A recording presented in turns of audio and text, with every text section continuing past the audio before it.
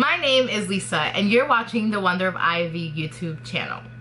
This week, I'm gonna take y'all on a little journey with me to watch Kiki's Delivery Service in theaters. No, is it recording? Yeah.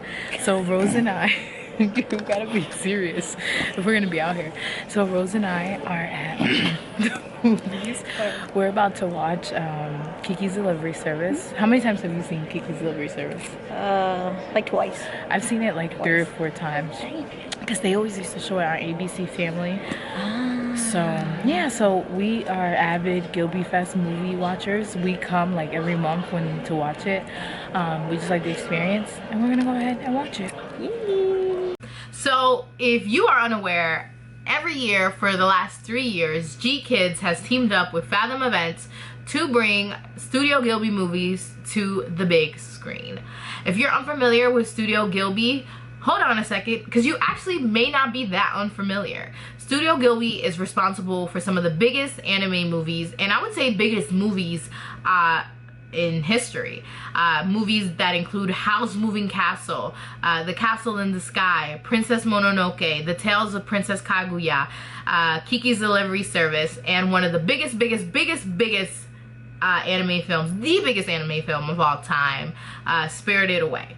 So Ghibli is definitely something that a lot of people attribute their gateway into anime. A lot of us here growing in the United States may have been exposed to Studio Ghibli movies because of their partnership with Disney.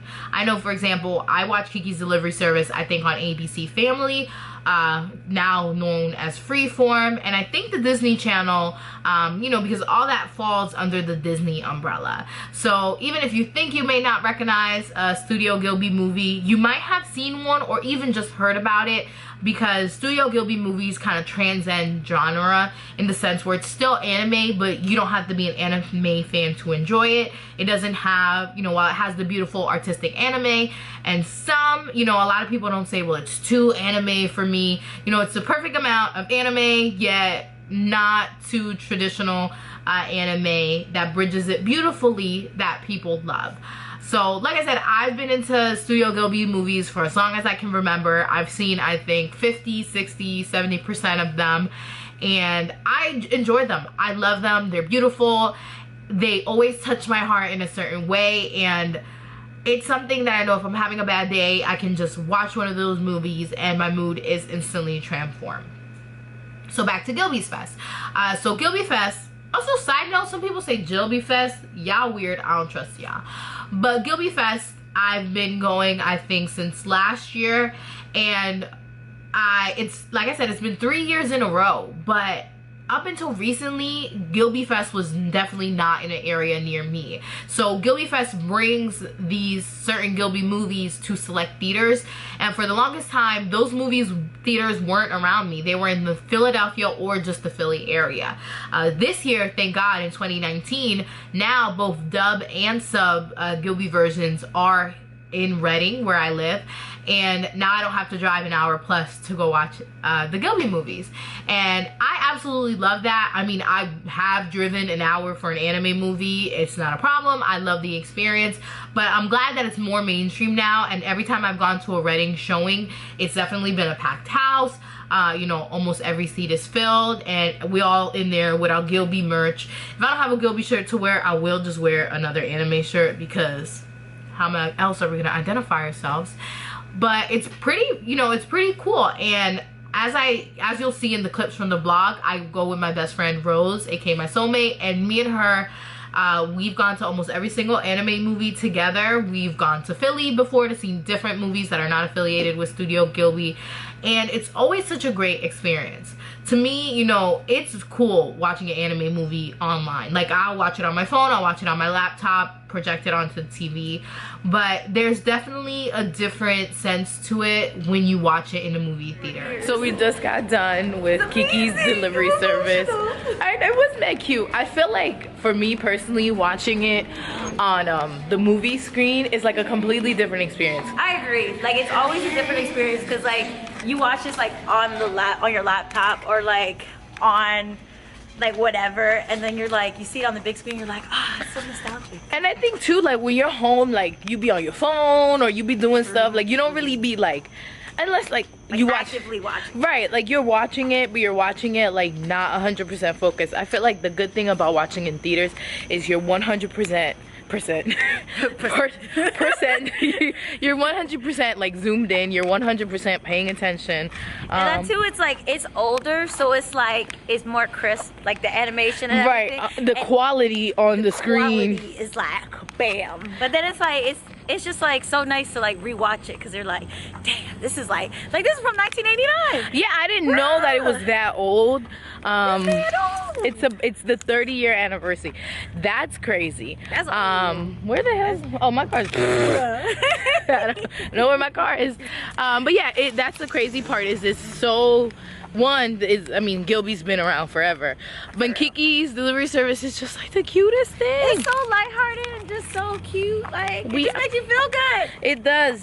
And I feel like as well, just, I think too, the one thing I love, there you go.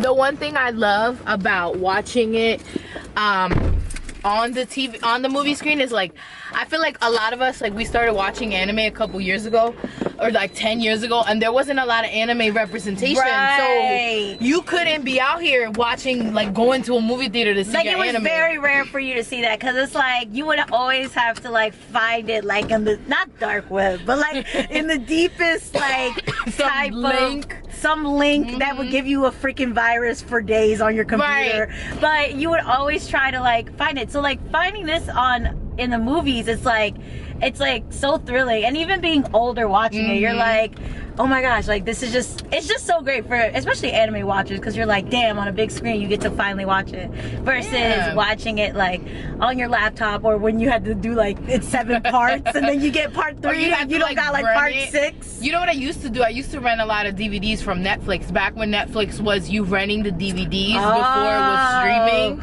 Right. I used to do that. That's how I seen a lot of Inuyasha in the library too. Oh, okay. Like I would try to either, you know, like on demand, when on demand used to have like international Funimation and stuff. And then like you could buy it, and I would beg the shit out of my parents. I'd be like, please, they'd be like, it's like $10. I'm like, but I need to watch the episodes. It's just like so rare. Now it's everywhere. Like it is, and it's crazy. And you know, nothing compares. And I'm a movie like theater junkie. Like I love going to the movie theaters to see a movie, and I feel like nothing compares to watching it in theater and having that theater experience, getting your popcorn, getting whatever food you have, and being in the dark with all these other Gilby fans with you. And another thing we also highlight in the vlog is that it's a different experience because when you're in the movie theater, you can't really be on your phone. You're really forced to pay attention.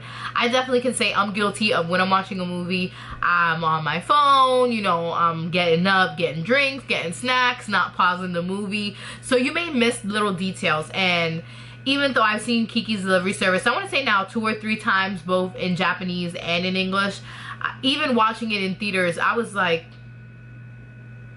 bitch. So I included that clip of my camera dying, and right after it died I had to go out, so I was like, fuck it, I will record the outro the next day, which is today, which is why I'm wearing a different outfit and I don't have makeup on.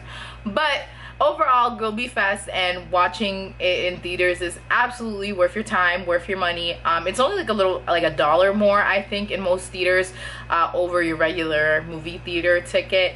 And it's just the experience itself, I believe, is priceless. Watching movies that are 30, 20, 15 years old, even, you know, all of these movies that we grew up loving, having the experience to watch them in theaters is, like I said, priceless. It's definitely worth it. And I think if you go, you'll enjoy it for yourself. So I'll be sure to include a link to the remaining Ghibli Fest movies that are still to come in these next 5 months.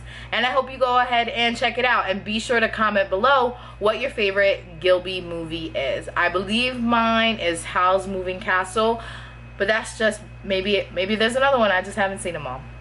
Take care, guys. Thank you for watching this video.